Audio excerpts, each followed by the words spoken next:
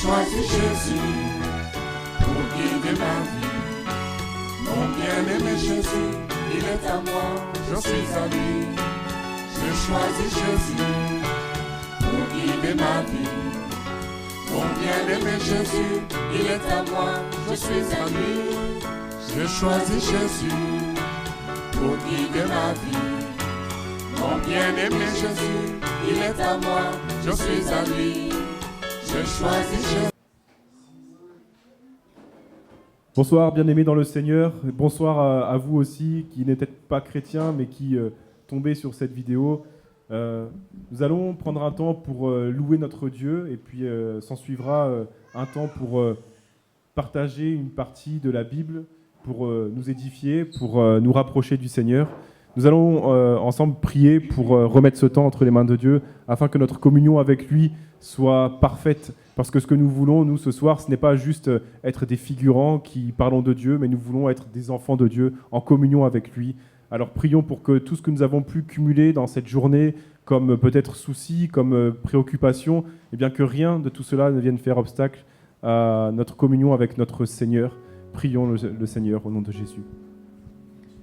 Père éternel, nous te prions pour que tu prennes ce temps en main, Seigneur.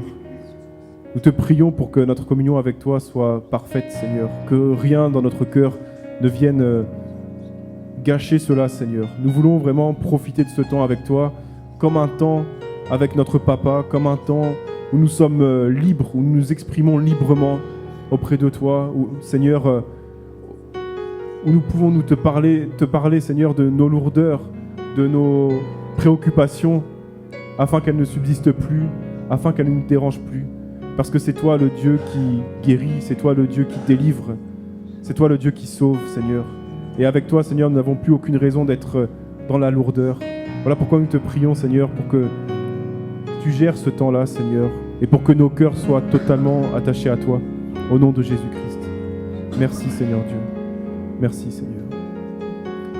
Bien-aimés, juste avant de commencer, je vais partager un passage de la Bible avec vous, dans Colossiens chapitre 1, du verset 12 à 14, où il est dit « Rendez grâce au Père qui vous a rendu capable d'avoir part à l'héritage des saints dans la lumière, qui nous a délivrés de la puissance des ténèbres et nous a transportés dans le royaume du Fils de son amour, en qui nous avons la rédemption et la rémission des péchés, c'est-à-dire le pardon et la délivrance.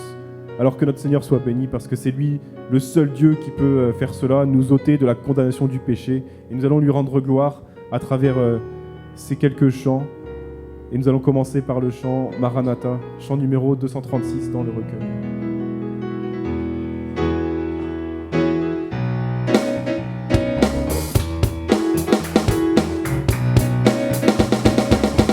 Je lève les yeux vers les montagnes,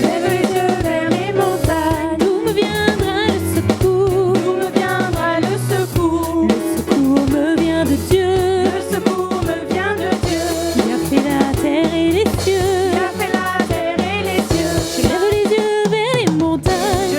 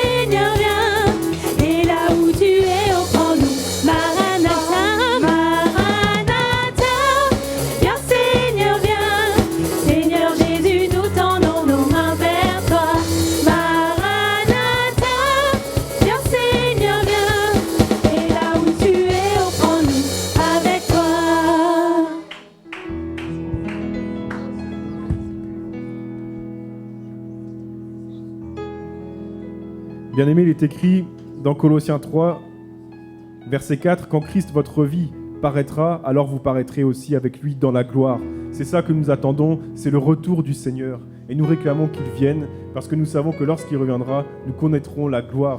Peut-être que notre vie dans ce monde est un peu compliquée, mais il y a une gloire à venir. Comme il est dit aussi un peu plus tôt dans la Bible, l'humilité précède la gloire. Tâchons de vivre humblement dans l'attente, humblement en relation avec notre Dieu, dans l'attachement avec notre Dieu, prêt à lui soumettre tous les aspects de notre vie, pour que lui soit celui qui contrôle tout et qui dirige tout, afin qu'il nous préserve dans cette attente justement de son retour, qu'il nous préserve du péché, qu'il nous préserve de toute chute. Au nom de Jésus. Seigneur, nous te prions pour que tu nous aides, Seigneur, chaque jour à demeurer attachés à toi, à attendre ton retour, Seigneur, patiemment, Seigneur. À attendre, Seigneur, sans regarder à droite, sans regarder à gauche, mais à attendre dans l'espérance du salut, Seigneur, que tu nous as donné. Aide-nous, Seigneur, à être sages, Seigneur, et à ne pas nous décourager si nous trouvons le temps long, à ne pas nous décourager si nous voyons que les choses s'empirent, que le péché croît dans ce monde. Seigneur, nous croyons en tes promesses, Père éternel, et nous croyons en ton retour proche, Seigneur. Garde-nous, Seigneur, dans la foi. Au nom de Jésus-Christ. Merci, Seigneur. Nous allons prendre le chant « Je donne gloire », chant numéro 159. Je donne gloire, gloire, gloire à l'agneau.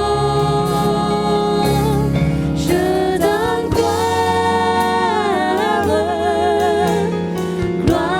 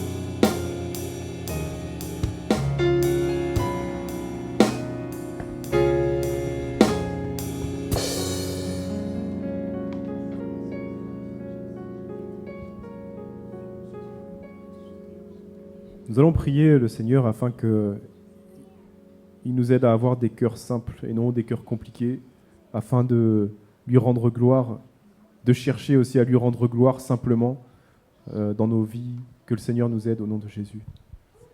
Éternel Dieu, nous venons te prier, Seigneur, parce que tu sais, Seigneur, que très souvent nous nous compliquons la vie, Seigneur. Très souvent nous compliquons même notre vie avec toi, Seigneur. Très souvent, nous, au lieu d'avoir foi, au lieu de croire simplement, nous cherchons des voies détournées, Seigneur.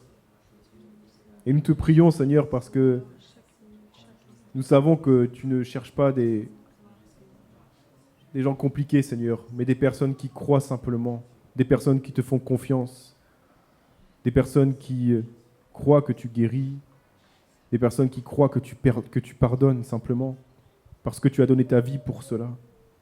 Seigneur, aide-nous à avoir un cœur simple, à nous aimer les uns les autres, sans chercher à trouver les failles chez nos bien-aimés ou chez les païens même, Seigneur. Nous te prions pour que tu nous aides à avoir des cœurs simples et reconnaissants, enracinés dans ton amour, Seigneur, celui dont tu nous as fait connaître et d'où tu nous as fait naître aussi, Seigneur.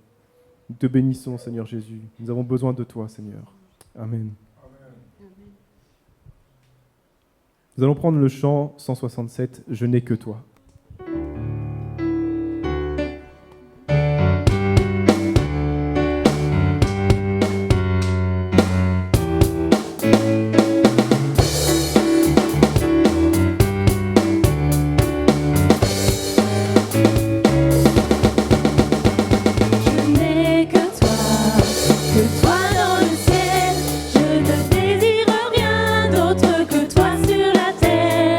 Si je suis fait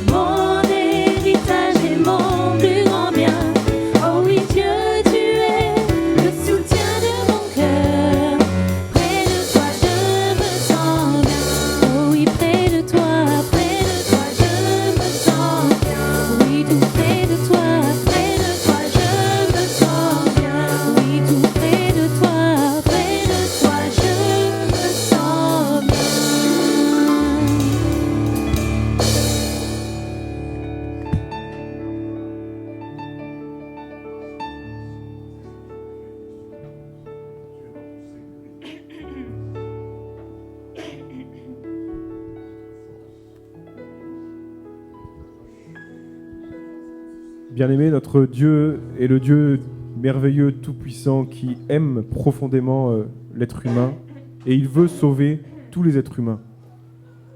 C'est pourquoi il nous fait connaître son plan de salut dans sa parole, mais beaucoup d'humains refusent encore de lire sa parole, ou voire même d'y croire. Alors nous allons prier ensemble afin que l'humanité entière connaisse la parole de Dieu et l'accepte afin d'être sauvée. Prions au nom de Jésus. Éternel Dieu, nous prions, Seigneur, pour le salut de l'humanité entière. Seigneur, nous n'avons pas peur de t'adresser cette prière parce que tu es le Dieu tout-puissant, le Dieu créateur de l'humanité entière, le Dieu créateur de l'univers, de tout ce qui s'y trouve, le Dieu créateur de la vie. Seigneur, que toute vie revienne à toi, Seigneur. C'est notre prière, Seigneur. Nous connaissons la vérité, nous sommes maintenant affranchis, nous sommes libres en toi, Seigneur. Ce n'est pas une religion à laquelle nous nous attachons, c'est à toi, Seigneur Jésus-Christ, toi le Sauveur, l'unique Sauveur qui a donné sa vie pour nous. Seigneur, que l'humanité reconnaisse que tu as donné ta vie, Seigneur, pour chaque humain, Seigneur, et que c'est en toi seul que nous avons la délivrance, la paix, la joie, la liberté, la guérison. Oh Seigneur, que ta parole soit acceptée par tous les humains sur cette terre et que les humains, Seigneur, te glorifient au nom de Jésus-Christ. Merci Seigneur. Que ta parole soit diffusée, répandue aux quatre coins de la terre. Merci Seigneur. Amen. Nous allons prendre le chant « Béni soit le nom », chant numéro 29.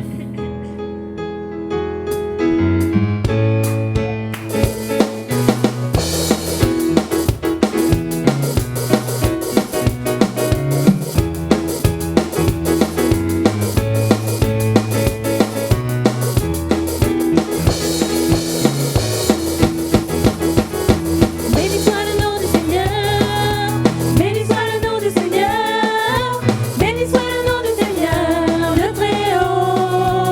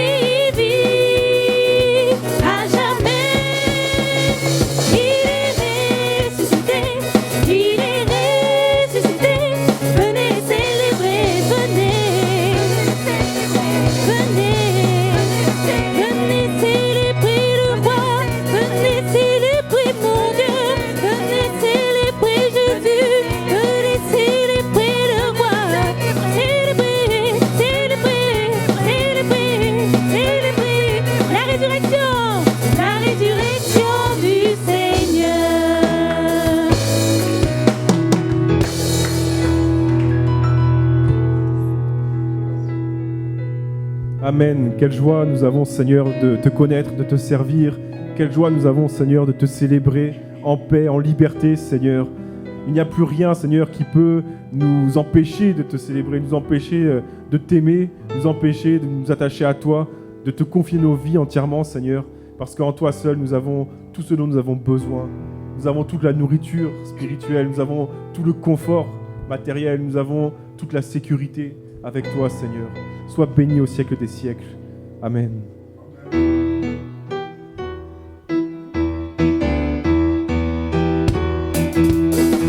Chant numéro 181.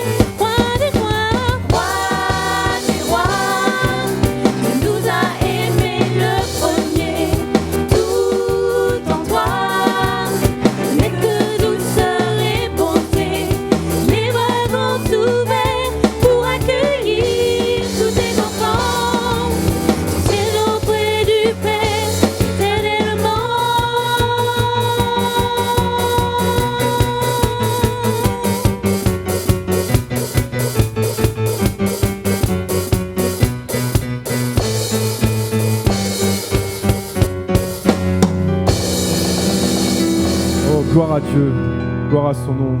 Seigneur, nous te bénissons pour ce temps, Seigneur. Nous sommes heureux, Seigneur, d'avoir un tel Dieu. Sois béni, Seigneur, et glorifié pour tous les siècles. Nous te remettons ce temps d'étude biblique, Seigneur, et nous te prions pour que tu parles à nos cœurs et que tu nous aides à être transformés en des témoins fidèles, en des disciples qui vont donner leur vie pour sauver les autres, Seigneur.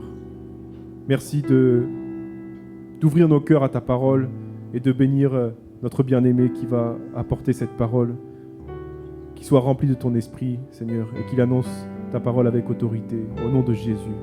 Amen.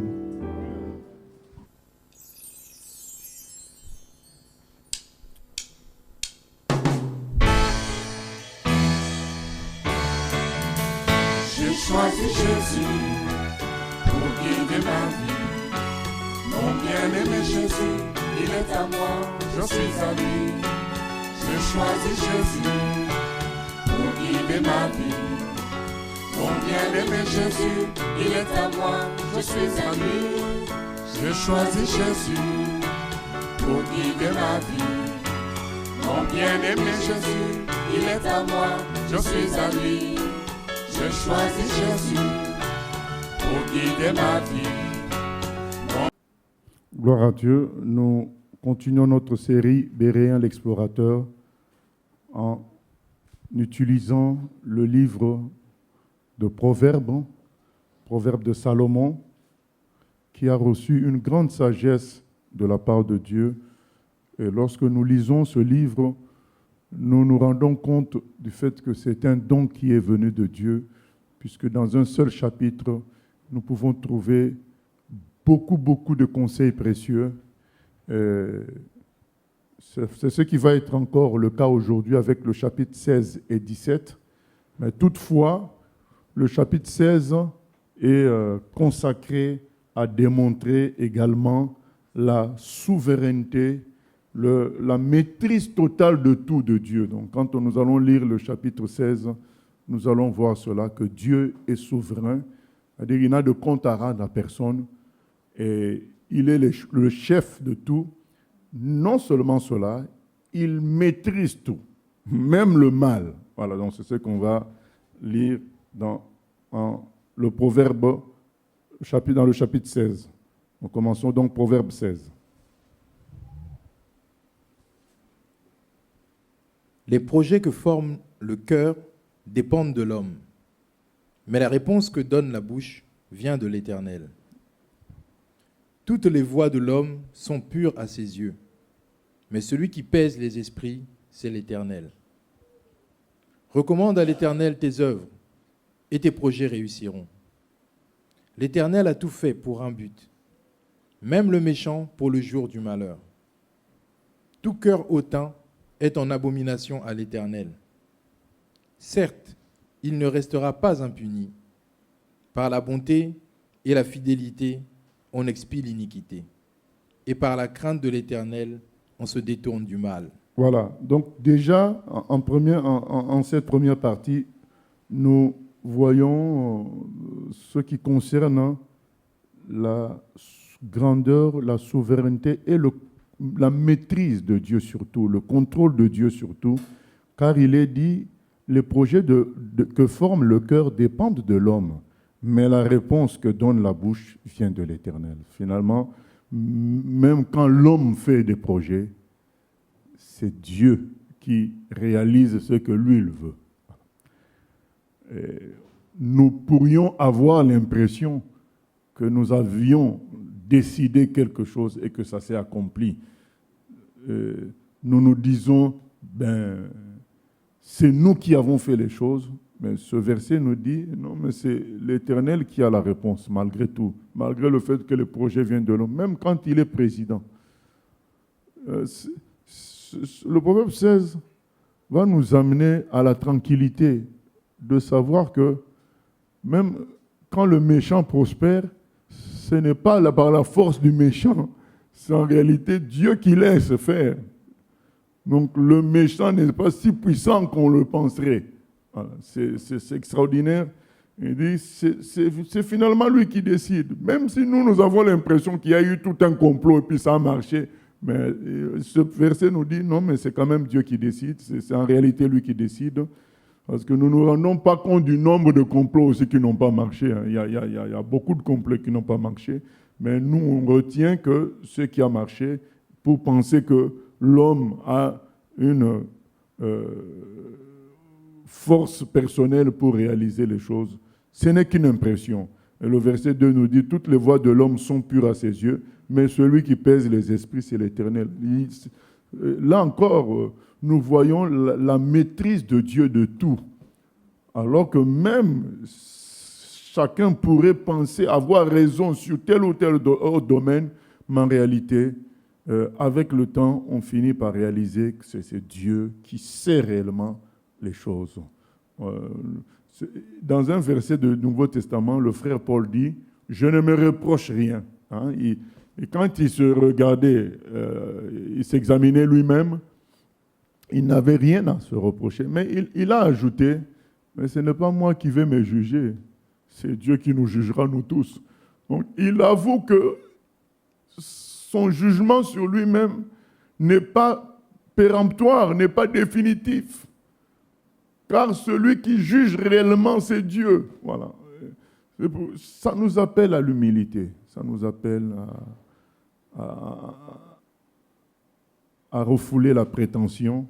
Et il est écrit aussi, voilà, l'Éternel a fait tout pour un but, même le méchant pour le jour du malheur. C'est un verset qui trouble beaucoup de personnes.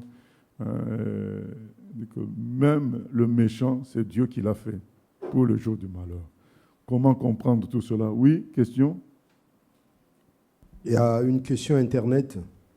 Il dit, comment comprendre, en fait, Proverbe 16.1, comment comprendre ça en comparaison de Luc 6.45, qui dit, l'homme bon tire de bonnes choses du bon trésor de son cœur et le méchant tire de mauvaises choses de son mauvais trésor. Car c'est du cœur... Tu n'as pas fini, c'est du cœur? Car c'est de l'abondance du cœur que la bouche parle. La bouche parle, oui. Oui, mais là, quand on parle de la bouche ici, la réponse que donne la bouche vient de l'Éternel. C'est-à-dire que la décision finale, c'est Dieu. Il ne s'agit pas de la même bouche là. Voilà, là, par exemple, quelqu'un peut injurier. Ce verset de Luc 6 veut dire que c'est de son cœur que c'est venu, parce que souvent, les gens disent, mais il était ivre. Mais, nous-mêmes, dans le monde, les gens disaient, mais dans l'ivresse, les gens sortent en réalité ce qui était dans leur cœur. Voilà. C'est ce que veut dire Luc 6. Et que quand quelqu'un agit, quelqu'un fait des choses, ça vient du cœur.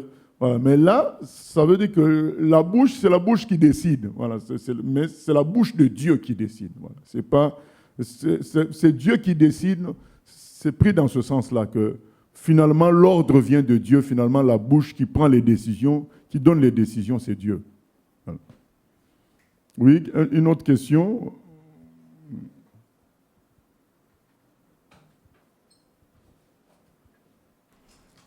Moi, je voulais rebondir sur le verset 4 du chapitre 6 qui dit même le méchant, l'Éternel l'a fait pour le jour... le chapitre 16. Oui. Le faire, ça sous-entend que il ne choisit, selon ma conception à moi, l'Éternel nous a fait libres. On a le choix entre le bien et le mal.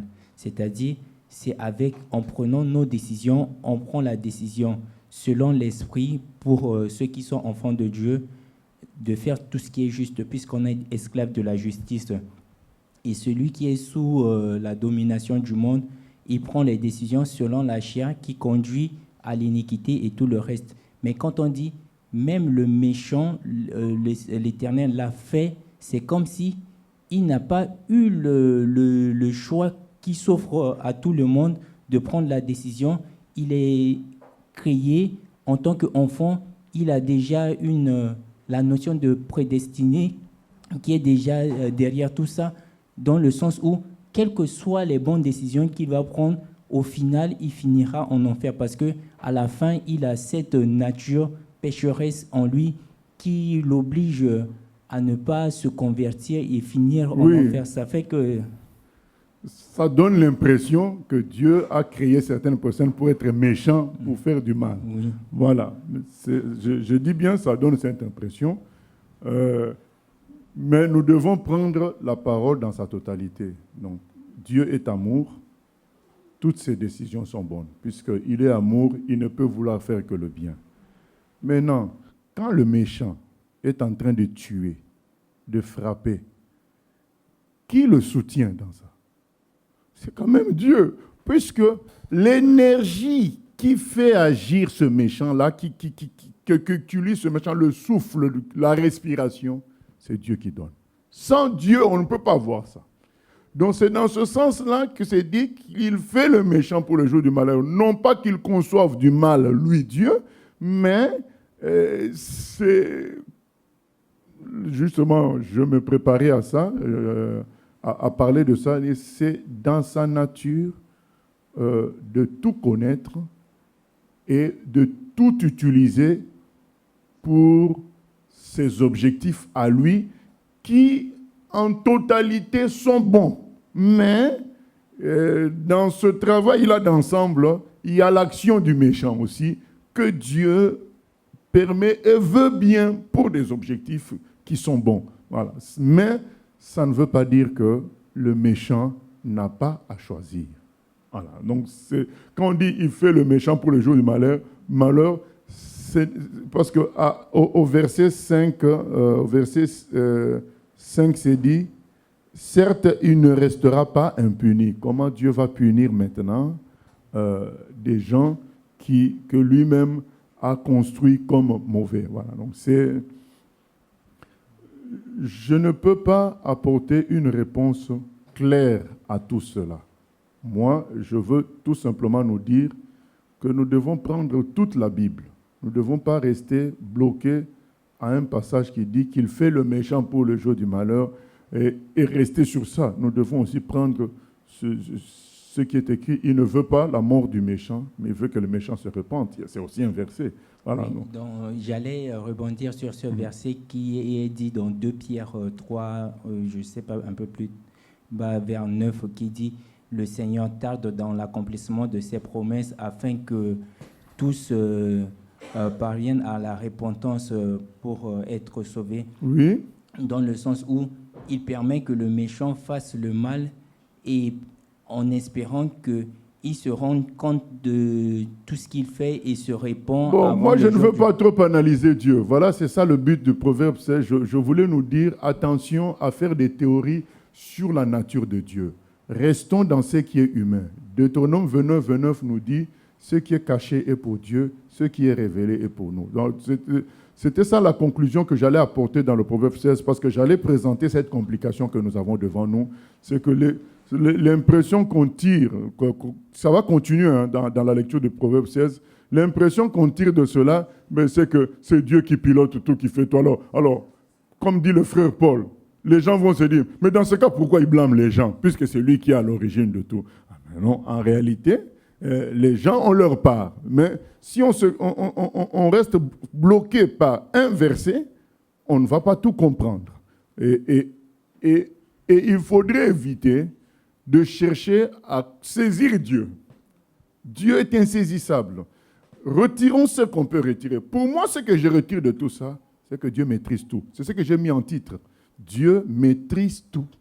Voilà. Maintenant, quand il dit qu'il fait le méchant pour le jour du malheur, ce mécanisme-là m'échappe. Ce que je peux savoir de sûr, c'est que l'énergie du méchant, ce n'est pas l'énergie que le méchant a créée, c'est une énergie dont Dieu est à l'origine. Voilà. L'énergie, pas son mal, mais l'énergie qu'il utilise pour faire le mal, c'est une énergie que Dieu lui a donnée. Maintenant, dans tout cela, la Bible est claire, Dieu est amour, ses objectifs sont le salut et la joie pour tous.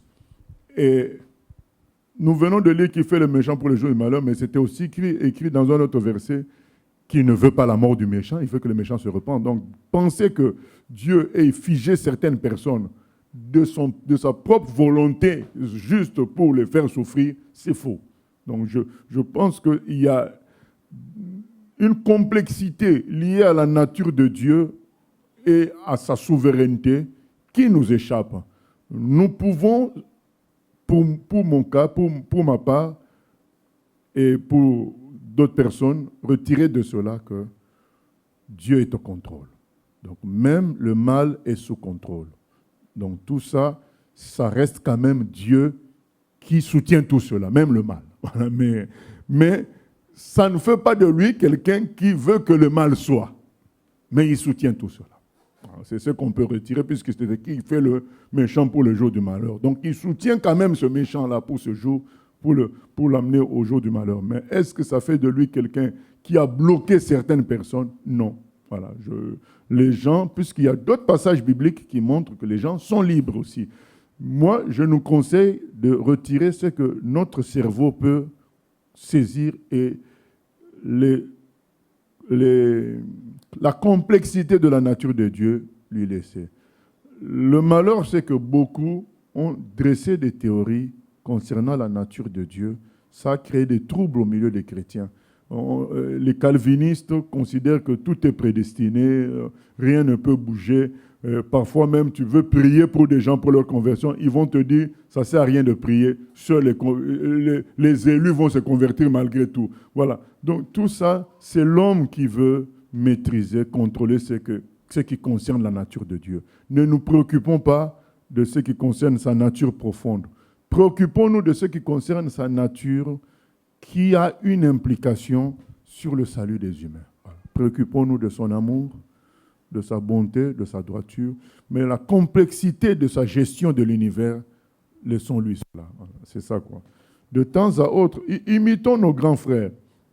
De temps à autre, que ce soit Pierre, que ce soit Paul, ils ont parlé de ces sujets un peu complexes dont on parle aujourd'hui, mais ça fait 3 à 5% de leur prédication. Mais lorsque des mouvements en font la base de leur doctrine, ils créent des problèmes dans l'Église universelle, ils créent des problèmes chez les enfants de Dieu, ils créent des problèmes inutiles. Donc faisons de ça, là comme là, nous n'avons pas échappé à ça, nous en parlons. Mais ce n'est pas le sujet principal de notre prédication. Le sujet principal de notre prédication, c'est Jean 3,16. Dieu a tant aimé le monde qu'il a donné son Fils, afin que quiconque croit en lui ne périsse point mais qu'il ait la vie éternelle. Donc nous proposons aux gens de croire pour qu'ils reçoivent la vie éternelle. C'est ça le sujet principal de notre prédication. De temps à autre, nous pouvons égratigner ce genre de sujet complexe, mais que ça reste des égratignures, que ça n'aille pas loin. Voilà. Nous continuons.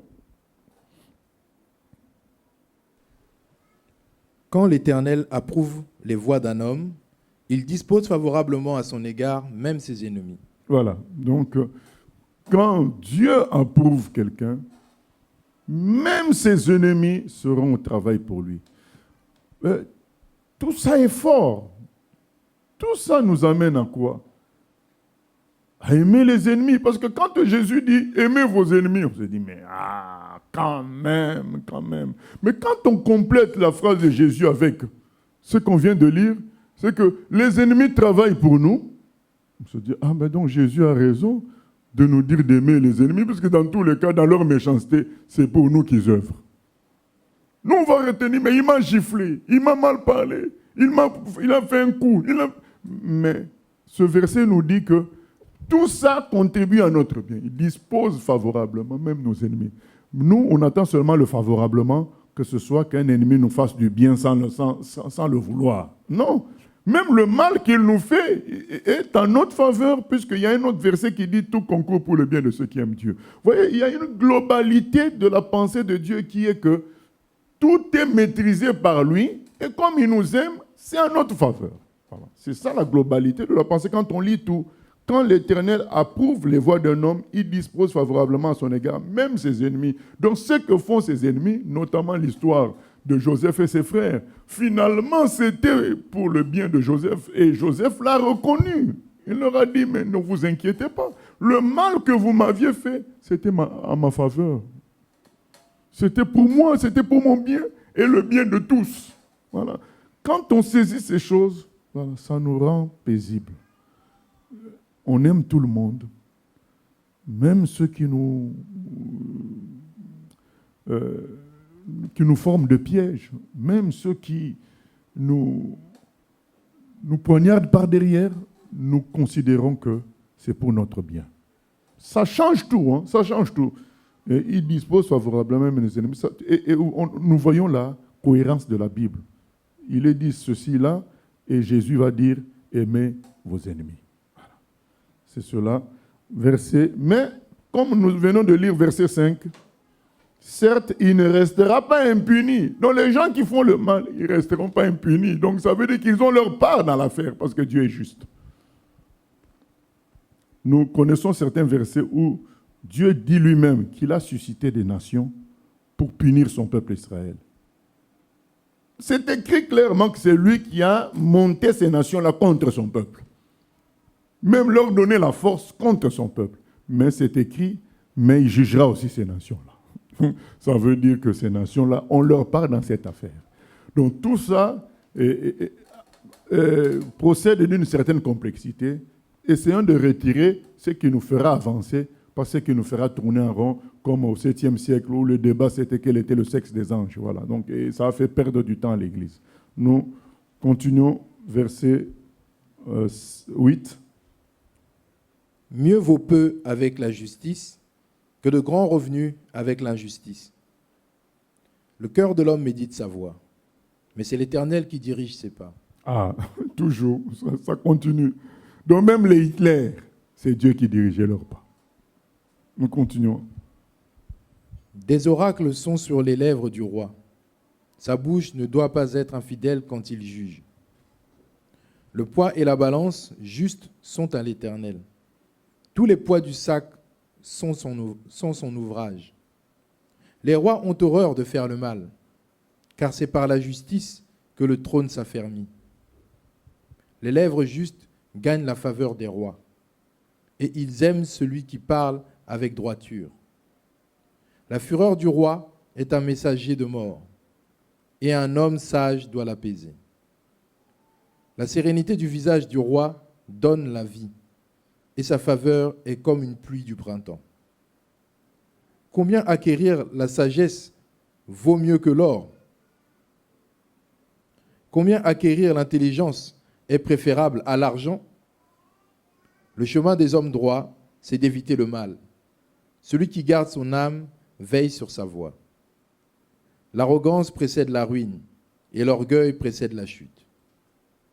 Mieux vaut être humble avec les humbles que de partager le butin avec les orgueilleux. Voilà, quand c'est dit l'arrogance précède la ruine et l'orgueil précède la chute, parfois nous n'avons pas vu ça avec nos yeux. Nous avons vu des gens manifester, comme par exemple Macron, manifester une forte arrogance, mais gagner les élections après. Mais lorsque nous lisons ce passage, nous nous disons, mais ayant manifesté une telle arrogance, c'est maintenant la chute et nous nous attendons à ce qu'aux échéances prochaines, ou bien dans les mois à venir, la personne tombe brutalement. C'est regarder les choses que sous un angle. Vous savez, une courbe à la forme d'une bosse, ben, elle monte jusqu'à un sommet.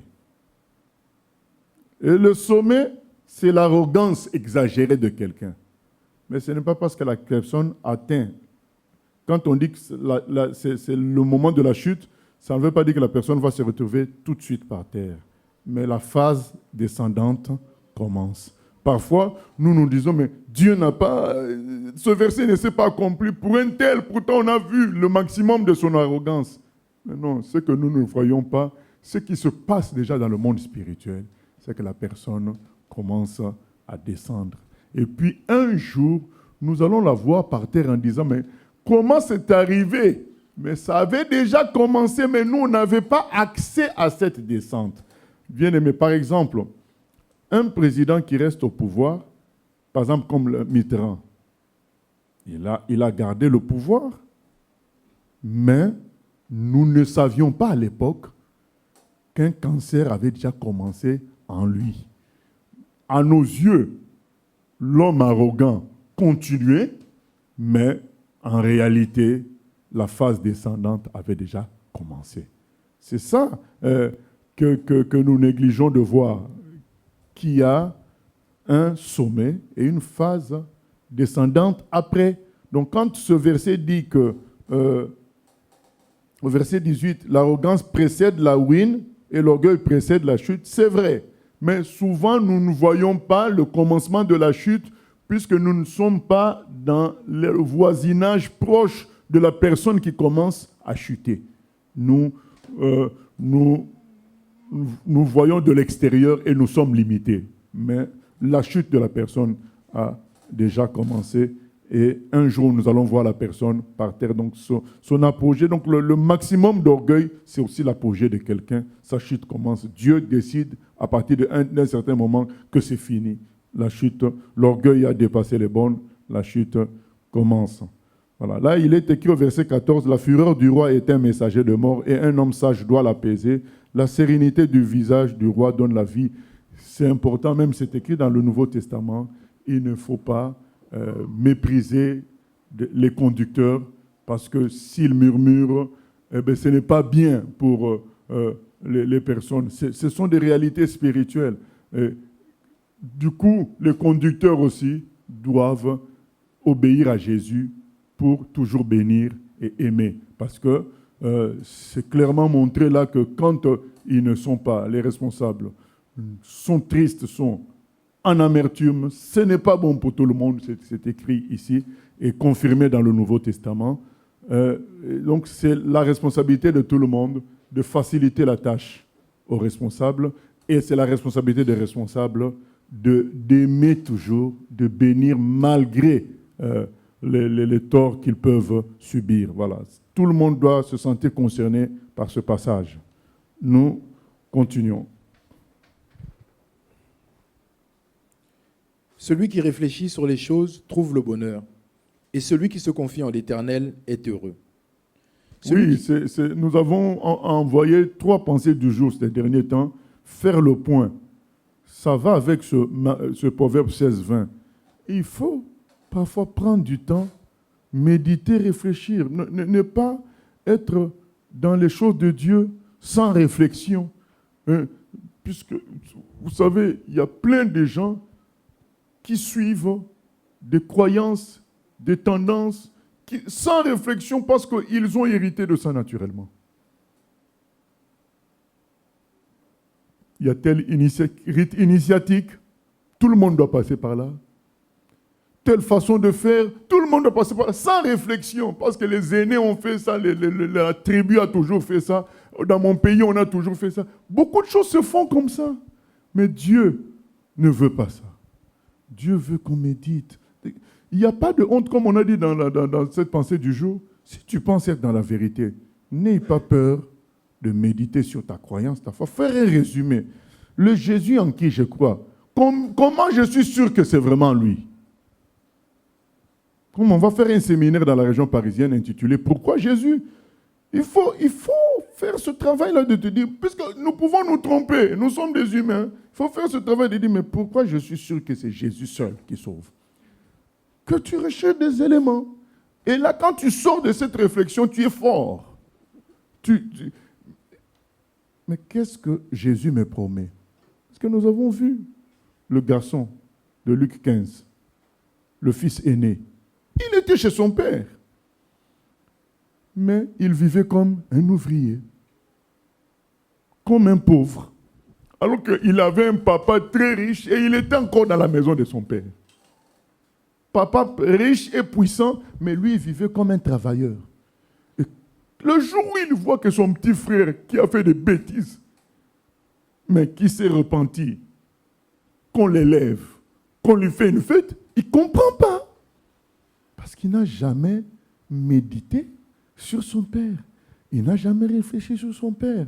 Il a vu, il s'est préoccupé que d'un seul angle, son père, c'est un donneur d'ordre. Il est resté que sur cet angle-là. Il n'a pas médité sur tout. C'est très important de réfléchir sur les choses, de méditer. Parce que quand on réfléchit, on peut voir des angles qu'on avait négligés. Ce garçon-là vivait comme ça dans une sorte d'aigreur. Et quand il voit qu'il y a une telle joie concernant son petit frère qui a fait des bêtises, il ne comprend pas. Mais c'est là que le papa lui dit, mais mon ami, mon fils, toi tu es toujours avec moi. Donc en réalité, tout ce qui est là, c'est à toi, c'est toi le chef.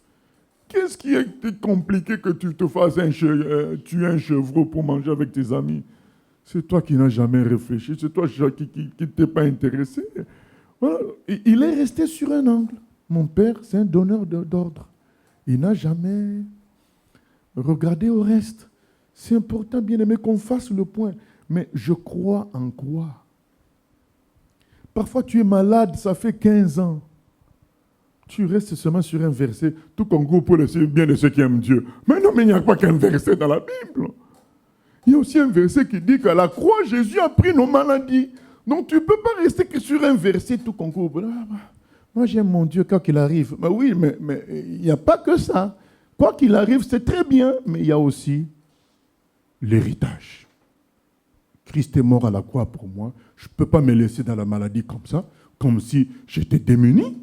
Je dois réclamer à Dieu ma guérison en fonction de l'œuvre accomplie par mon Seigneur. Et il est honoré quand je réclame comme ça. Il voit que j'ai compris ce qu'il a fait pour moi. C'est ça, réfléchir sur les choses. Il faut qu'on réfléchisse sur les choses. Il ne faut pas qu'on laisse les choses rester dans l'état, suivre comme ça, puisqu'on s'est engagé en tant que chrétien, on ne recule pas, allez. On continue notre chemin sans méditer, Non. Il est écrit que le garçon, lui, le petit, qui a fait des bêtises, à un moment, il est rentré en lui-même. Il a réfléchi, il a dit, mais chez mon père, les ouvriers mangent de loin, ils ont de la nourriture en abondance, les ouvriers, mais moi je suis quand même le fils. Je vais y retourner en tant qu'ouvrier. Je vais lui demander pardon, qu'il m'accepte juste en tant qu'ouvrier, parce que j'ai fait de grosses bêtises. Vous voyez où la réflexion mène?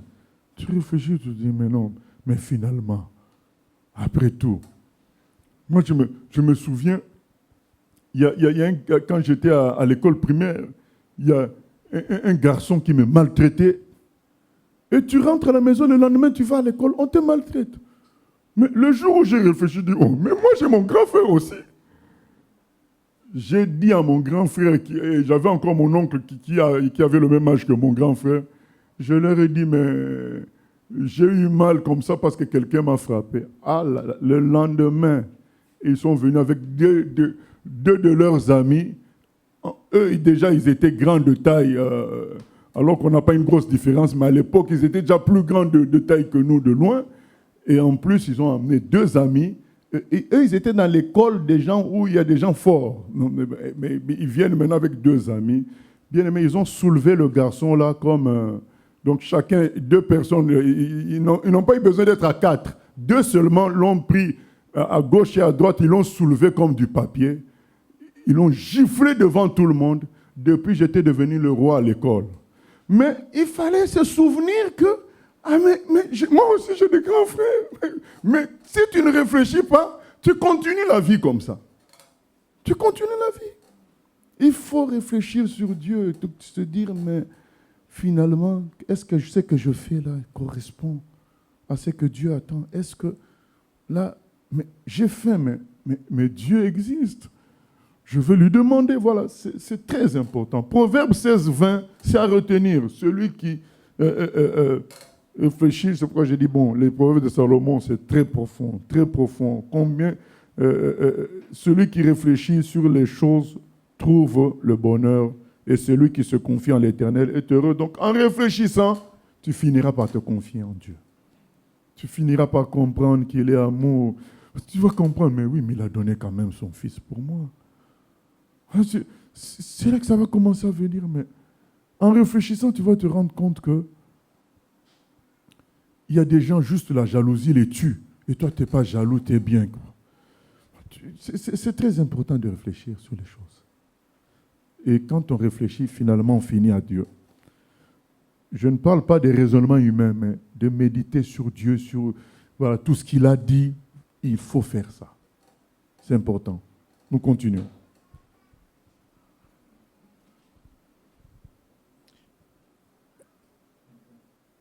21.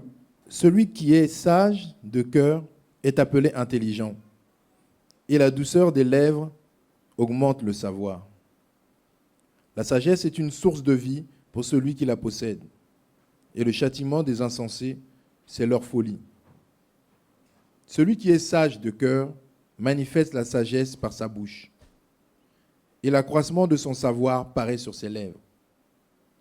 Les paroles agréables sont un rayon de miel, douces pour l'âme et salutaires pour le corps. Telle voie paraît droite à un homme, mais son issue, c'est la voie de la mort. Celui qui travaille, travaille pour lui, car sa bouche l'y excite. L'homme pervers prépare le malheur, et il y a sur ses lèvres comme un feu ardent. L'homme pervers excite des querelles, et le rapporteur divise les amis. L'homme violent séduit son prochain et le fait marcher dans une voie qui n'est pas bonne. Celui qui ferme les yeux pour se livrer à des pensées perverses, celui qui se mord les lèvres a déjà consommé le mal. Les cheveux blancs sont une couronne d'honneur. C'est dans le chemin de la justice qu'on la trouve. Celui qui est lent à la colère vaut mieux qu'un héros, et celui qui est maître de lui-même que celui qui prend des villes. On jette le sort dans le pan de la robe, mais toute décision vient de l'Éternel. Amen. Donc même les jets de 6 que les gens jouent, je ne sais pas comment on appelle ça ici, vous jetez un dé. C'est Dieu qui décide. Voilà, c'est extraordinaire. Et quand on dit que les cheveux blancs sont une couronne d'honneur, c'est dans le sens de la sagesse, hein, les cheveux blancs symbolisant la sagesse. Donc l'âge qui va en même temps que la sagesse. Mais lorsque l'âge ne va pas en même temps que la sagesse, c'est compliqué. Les gens qui sont âgés et qui ne sont pas sages, ils sont encore plus compliqués que les jeunes. Parce qu'ils sont vraiment en opposition avec le cours normal des choses. Là, les cheveux blancs devraient donner la sagesse par expérience. Maintenant, si cette expérience-là n'a pas produit ses fruits, alors ça va être un contraire très, très compliqué. C'est pourquoi je dis à tous ceux à nous tous, quand nous grandissons en âge, respectons cet âge-là par un comportement sage. Respectons nos propres cheveux blancs. Il ne faut pas que tu as des cheveux blancs, tu veux te comporter comme celui qui a des cheveux noirs. Enfin, c'est pas bon. Il faut que les cheveux blancs soient honorés. Quand tu es là, il y a apaisement, il y a construction. Pas que les cheveux noirs commencent encore à donner des conseils aux cheveux blancs. C'est une honte. Nous continuons, Proverbe 17. Mieux vaut un morceau de pain sec avec la paix qu'une maison pleine de viande avec des querelles. Effectivement, vous connaissez le scandale qu'il y a aujourd'hui de ce grand frère de Paul Pogba qui le vilipende sur le net. Et vous dites, mais c'est la folie, c'est la sorcellerie, mais ces gens-là ont de l'argent, ils sont riches, qu'est-ce qu'ils veulent encore aller se disputer comme ça pour de l'argent? Mais il est joueur professionnel et il veut embêter son frère parce qu'il est plus riche que lui. Mais vous vous dites, mais c'est de la folie. Il y a la viande, mais avec des querelles. Et maintenant, c'est dans les réseaux sociaux. C'est grave tout ça. La paix, vous savez, le bonheur vient du cœur. Ça ne vient pas de l'extérieur. Voilà, ça vient du cœur. Vous voyez des gens qui sont multimilliardaires, mais bon, qui ont besoin pour se sentir bien qu'on leur donne des coups de fouet. Oh, mais c'est quoi ça? Mais oui, mais c'est ça la réalité. Les démons. La vraie paix, le cœur, c'est ce qui donne le bonheur. Vous connaissez la publicité de Vegas, non? Quelqu'un, il achète une limousine de 8 mètres, son voisin jaloux, il achète de 10 mètres. L'autre achète encore de 15 mètres, son voisin achète de 20 mètres. Vous voyez. Donc, ils vont arriver à des limousines de 50 mètres. Tu ne pourras même plus conduire ça. Je pense que c'est la jalousie. Alors que nous, avec notre... tu as ta petite Peugeot 108, je ne sais pas combien, mais tu es tranquille, tu as l'impression d'être dans une Mercedes. Voilà. C'est ça, quoi. Le bonheur, ça vient de la personne, ça ne vient jamais de l'extérieur, parce que les gens ont cet extérieur-là, ils continuent à être malheureux, à se créer des problèmes. Verset 2. Oui, question? Question Internet. Que pensez-vous des gens, alors, du fait de mettre la teinture, les gens qui mettent la teinture pour cacher les cheveux blancs? C'est tout à l'heure, tu as parlé des cheveux blancs. Bon, je pense qu'on ne devrait pas faire ça, mais je ne dirai pas des choses sur eux, parce que bon, c'est Dieu seul qui connaît le cœur, mais je pense qu'on devrait laisser les choses telles qu'elles sont naturellement, quoi. On ne doit pas forcer la jeunesse ou forcer, puisque, comme on vient de lire là, les cheveux blancs, c'est une couronne. Voilà. C'est ça, quoi. Et il y a même des modes, même qu'à un moment donné, les cheveux blancs, c'était la mode. Hein. Quelqu'un laissait une barbe blanche comme ça faisait de lui quelqu'un de beau, d'extraordinaire. Hein. Donc, l'extérieur, c'est pas important. Ce qui est important, c'est le cœur, quoi. Nous continuons, verset 2. Un serviteur prudent domine sur le fils qui fait honte, et il aura part à l'héritage au milieu des frères. Le creuset est pour l'argent, et le fourneau pour l'or. Mais celui qui éprouve les cœurs, c'est l'Éternel. Le méchant est attentif à la lèvre inique. Le menteur prête l'oreille à la langue pernicieuse. Celui qui se moque du pauvre outrage celui qui l'a fait. Celui qui se réjouit d'un malheur ne restera pas impuni. Les enfants des enfants sont la couronne des vieillards, et les pères sont la gloire de leurs enfants.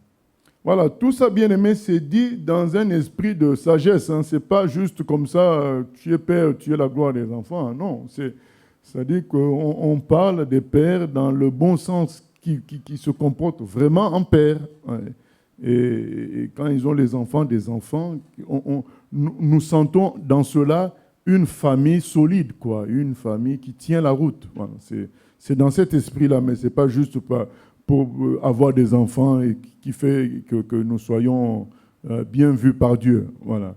Et puis, un serviteur prudent domine sur le fils qui fait honte. C'est ce qui arrive quand un enfant ne se comporte pas en fonction de son père, et ça arrive à nous les chrétiens quand nous ne nous comportons pas selon que nous sommes les fils de Dieu. Nous pouvons nous rencontrer même des païens qui font mieux que nous en ce qui concerne la bonté. C'est une honte, quoi. C'est une honte. Nous lisons, nous continuons. Verset 7. Les paroles distinguées ne conviennent pas à un insensé. Combien moins à un noble les paroles mensongères? Une fois de plus, on risque de s'arrêter sur chaque verset. Mais quand quelqu'un, un grand voleur, un grand bandit, dit les choses sérieuses, ça étonne. Ça peut même faire du bien, mais je vous assure, ça ne change personne. Parce qu'au moment où les gens se sentent comme obligés de pratiquer ce que le voleur a dit, ils se souviennent, mais lui-même est voleur, donc on peut toujours être dans de belles paroles et voler. Donc, du coup, moi aussi, je reste dans le mal, tout en ayant gardé le fait que le grand voleur avait dit une parole sage. Ça, c'est des paroles en l'air. C'est pourquoi vaut mieux même se taire. Quand on sait qu'on est voleur, on n'est pas correct, vaut mieux même pas dire des choses sensées, parce qu'on déprécie ça. Parce que les gens qui vont entendre vont dire c'est bien, mais au moment d'agir, ils vont se souvenir de la bouche qui avait dit ces choses-là, et vont négliger maintenant cette parole-là. C'est pas bon. C'est pareil, quand quelqu'un est sérieux, qui dit n'importe quoi, il détruit 20 à 30 ans de travail d'être sérieux à cause des paroles insensées. C'est pas bon. Donc quand nous savons que nous sommes sérieux, soyons sérieux dans notre discours aussi. Parce que le discours peut faire que les gens déconsidèrent tout ce qu'on est et tout ce qu'on a été, quoi. C'est pas bon. Les paroles sont importantes. D'ailleurs, dans Matthieu 12, 36, je crois, c'est dit que les gens seront jugés par rapport à leurs paroles, à tout ce qu'ils disent. Verset 8. Les présents sont une pierre précieuse aux yeux de qui en reçoit. De quelque côté qu'ils se tournent, ils ont du succès. Celui qui couvre une faute cherche l'amour, et celui qui la rappelle dans ses discours divise les amis. Voilà, ça c'est un verset que nous avons l'habitude de citer dans les enseignements de base pour dire que lorsque nous avons pardonné à quelqu'un, nous devons aller de l'avant. Nous ne pouvons pas avoir pardonné et continuer à ressasser les choses qui se sont déroulées. Ce n'est pas normal. Celui qui rappelle, il faut lui diviser les amis. Et parfois, se rappeler seulement dans son cœur, ça va créer des troubles. Aujourd'hui, pourquoi certaines femmes violées finissent par devenir des prostituées? Parce qu'à force de se rappeler le viol qui a été quelque chose de destructeur, ben, elles ouvrent des portes à des esprits qui vont les détruire. Ce rappel-là, ça divise, ça détruit. Lorsqu'on a subi quelque chose de grave, on est en Christ, les choses anciennes sont passées, allons de l'avant. Ça ne veut pas dire qu'on a minimisé la chose, mais on a saisi la gloire. C'est ça, quoi. Ça valorise aussi l'œuvre de Christ à la croix. Mais lorsque on continue à penser, mais il m'a fait ceci, elle m'a fait cela, même soi-même, ça nous détruit, ça ouvre les portes à des esprits, ce qui fait que quelqu'un qui a subi quelque chose finira par faire la même chose. Comment expliquer ça? Les gens qui ont été violés finissent par violer, les gens qui ont subi la maltraitance finissent par maltraiter aussi leurs enfants, et ainsi de suite, parce qu'ils n'ont pas voulu aller de l'avant. Travaille toujours de rappeler les fautes passées, eh bien, tu ouvres des portes aux mêmes esprits dans ta vie. Bien-aimés, tournons-nous vers l'avenir avec Christ. Verset 10. Une réprimande fait plus d'impression sur l'homme intelligent que 100 coups sur l'insensé. Le méchant ne cherche que révolte, mais un messager cruel sera envoyé contre lui. Oui, j'ai voulu passer le verset 10, mais je n'ai pas pu. Voilà. Une réprimande fait d'impression sur l'homme intelligent que 100 coups sur l'insensé.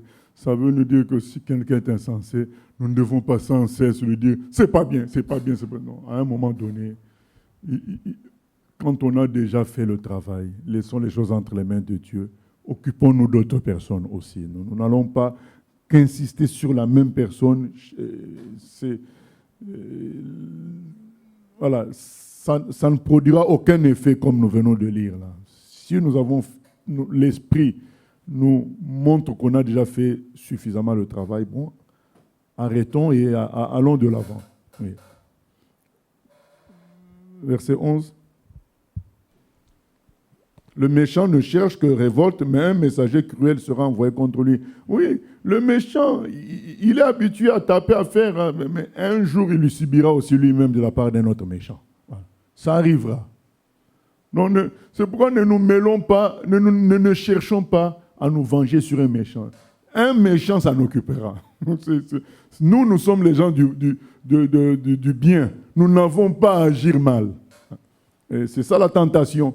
Restons bons. Un méchant s'occupera de nous venger d'une manière ou d'une autre, enfin, de faire, de rendre l'appareil à cette personne-là. Et vous savez, David, quand il pouvait tuer Saül et qu'il ne l'a pas fait, il a dit à Saül, « Je ne l'ai pas fait. » J'aime beaucoup cette phrase-là. La méchanceté revient au méchant. Voilà. Je ne suis pas méchant. Je ne peux pas faire un acte méchant. Elle dit, je n'ai pas tué puisque je ne suis pas méchant. Je ne veux pas devenir méchant parce que toi tu es méchant envers moi. Voilà. La méchanceté appartient aux méchants.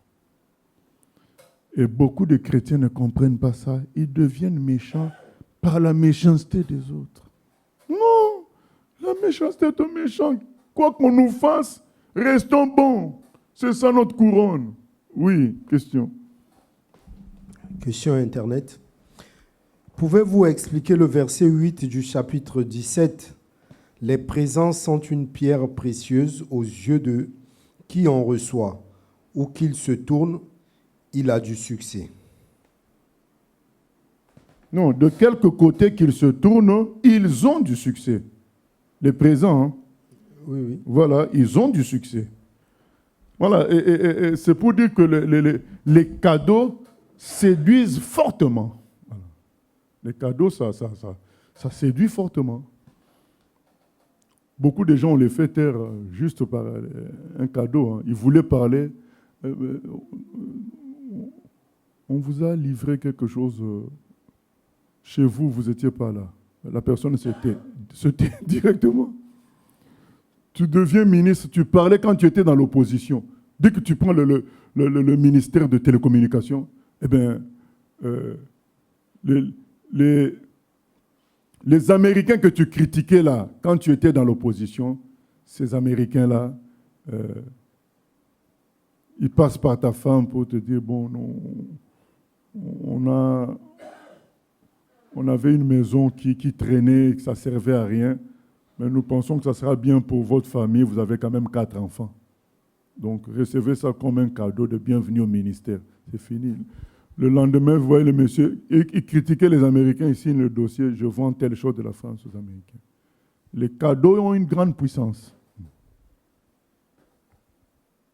Nous continuons. Rencontre une ours privée de ses petits, plutôt qu'un insensé pendant sa folie. De celui qui rend le mal pour le bien, le mal ne quittera point la maison. Voilà. Le mal produira le mal. Je crois qu'on a déjà fait une pensée du jour là-dessus. Il ne faut pas rêver. Il ne faut pas rêver. Le mal produira le mal. Dieu seul est capable de transformer le mal en bien. Mais le mal en lui-même ne produira que le mal. On récolte ce qu'on sème. Penser se venger pour réparer, c'est continuer la chaîne du mal, prolonger les choses, alors que la bonté pouvait arrêter tout. L'amour pouvait tout arrêter, mais vouloir se venger, eh bien, ça ouvre les portes à d'autres maux. Et quand on dit rencontrer une once privée de ce petit plutôt qu'un insensé pendant sa folie, c'est vrai. Parce que au moins l'ours, tu sais que tu peux fuir. Tu sais déjà que c'est dangereux, mais l'insensé peut te donner l'impression parfois d'être calme et faire une grosse bêtise d'une manière inattendue. C'est cela. Soyons prudents. Nous continuons. Verset 14. Commencer une querelle, c'est ouvrir une digue. Avant que la dispute s'anime, retire-toi. Amen. Sans commentaire. Nous continuons. Celui qui absout le coupable et celui qui condamne le juste sont tous deux en abomination à l'Éternel. À quoi sert l'argent dans la main de l'insensé? À acheter la sagesse, mais il n'a point de sens. L'ami aime en tout temps, et dans le malheur, il se montre un frère. Amen. L'homme dépourvu de sens prend des engagements. Il cautionne son prochain. Celui qui aime les querelles aime le péché. Celui qui élève sa porte cherche la ruine. Un cœur faux ne trouve pas le bonheur, et celui dont la langue est perverse tombe dans le malheur. Celui qui donne naissance à un insensé aura du chagrin. Le père d'un fou ne peut pas se réjouir. Mais on peut soi-même créer ce fou-là par une mauvaise éducation. D'où l'importance de l'éducation. Bien sûr en Christ. D'où l'importance de donner du temps pour faire grandir les enfants dans la droiture, la paix, l'amour, la sérénité. Autrement, beaucoup deviennent des fous. Et là, ça devient une galère. Tu as 70 ans, tu continues toujours à porter ton enfant qui a 50 ans. Voilà. Il faut donner du temps, construire les enfants pour que vraiment tu te reposes plus tard. Nous continuons. Un cœur joyeux est un bon remède, mais un esprit abattu dessèche les os. Vraiment. Nous continuons. Le méchant accepte en secret des présents pour pervertir les voies de la justice. La sagesse est en face de l'homme intelligent, mais les yeux de l'insensé sont à l'extrémité de la terre. Un fils insensé fait le chagrin de son père et l'amertume de celle qui l'a enfanté.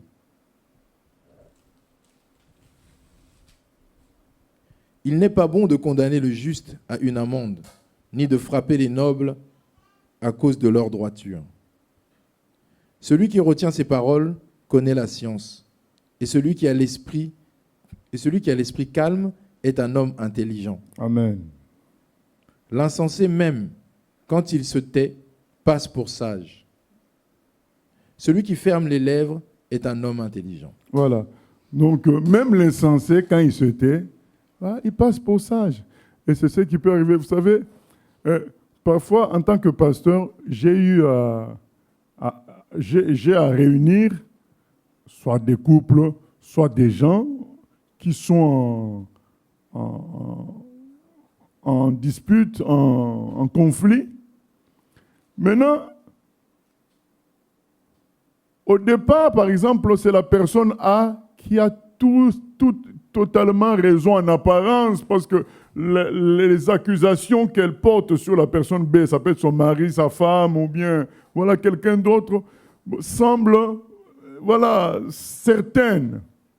Mais le jour où tu les réunis, la personne qui semblait avoir l'avantage, eh bien, quelque chose saute de sa tête, elle commence à parler mal. Maintenant, toi, en tant que juste juge, tu vas juger quoi? C'est qu'on t'a raconté comme accusation ou c'est que tu as ta vie de tes propres yeux? Tu vas juger ce que tu as vu de tes propres yeux. De tes propres yeux, tu vois la personne A qui semblait être dans l'avantage, ça peut être la femme ou le mari, qui semblait être dans l'avantage, c'est elle qui explose. Donc toi, en tant que juste juge, tu finiras par comprendre que c'est la personne A qui a un problème. C'est ça la réalité. C'est pourquoi j'ai l'habitude de dire aux gens, quand tu as raison, aie un comportement qui te donne raison jusqu'au bout. Parce que si tu as raison et que maintenant on arrive au tribunal, c'est toi qui gaffes, mais les gens n'ont pas vu les problèmes que vous avez eu avant. Eux, ils vous voient le jour du tribunal. Ils vont tirer leurs conclusions en fonction de ce qu'ils voient. Parce qu'accuser, on peut accuser n'importe qui de n'importe quoi. Quand tu es sûr d'avoir raison, le jour où on vous réunit, aie une attitude qui favorise la raison que tu as, la position d'avoir raison que tu as. Beaucoup craquent au moment où même l'insensé se tait par stratégie. Le bon craque, il fait n'importe quoi et il sort en tort. Bien, quand tu as raison, protège cette position-là par une sagesse aussi extérieure. Oui. Il y a un internaute qui demande c'est quoi l'esprit calme? C'est quoi un esprit calme? Ah bon, il vient de dire qu'elle a compris par rapport aux... Voilà, gloire à Dieu. Amen, amen. Bon. Voilà, donc...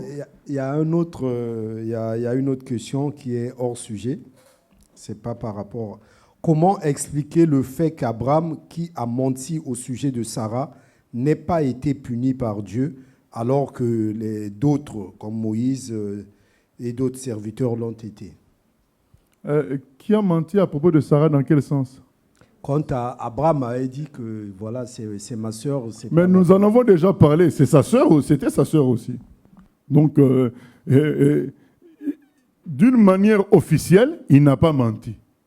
Mais d'une manière intentionnelle, là, on peut dire qu'il a voulu faire croire quelque chose pour éviter des problèmes. Mais ce qu'il a voulu faire croire là, c'est que ce n'était pas sa femme. Mais en disant que c'était sa sœur, il ne mentait pas. Voilà. Et donc, ça fait partie des sujets difficiles. Moi, je ne peux pas me risquer là où Dieu n'est pas intervenu pour frapper quelqu'un, dire non, il fallait que Dieu... Non, moi, je suis un simple ouvrier de Dieu, serviteur de Dieu petit. Je n'ai pas le temps de contredire Dieu. Je suis là comme un chien devant lui. Je regarde là où il regarde, moi je regarde. C'est tout. Voilà. Du moment que Dieu n'est pas intervenu, moi je n'interviens pas.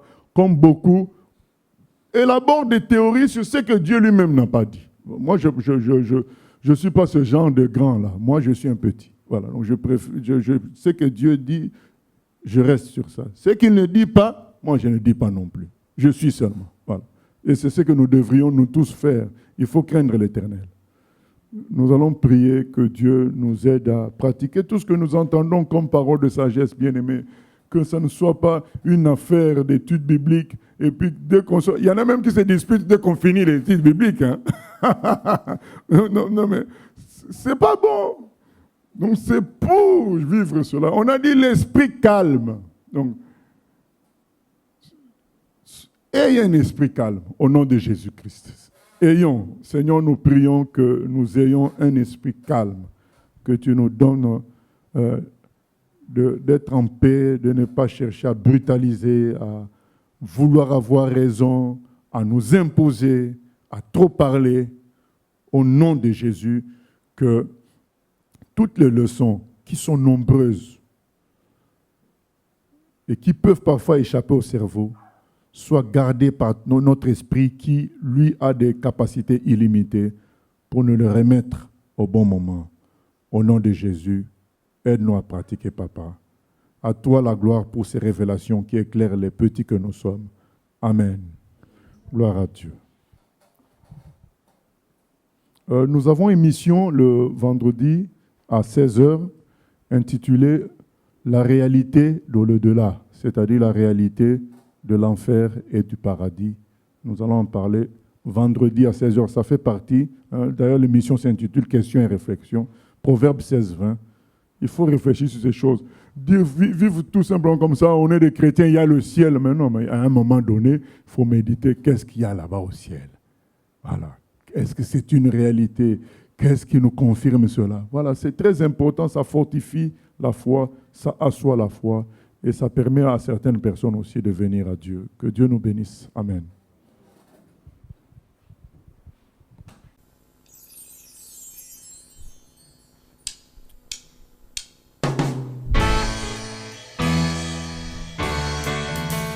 J'ai choisi Jésus pour guider ma vie. Mon bien-aimé Jésus, il est à moi, je suis à lui. J'ai choisi Jésus pour guider ma vie. Mon bien-aimé Jésus, il est à moi, je suis à lui. J'ai choisi Jésus pour guider ma vie. Mon bien-aimé Jésus, il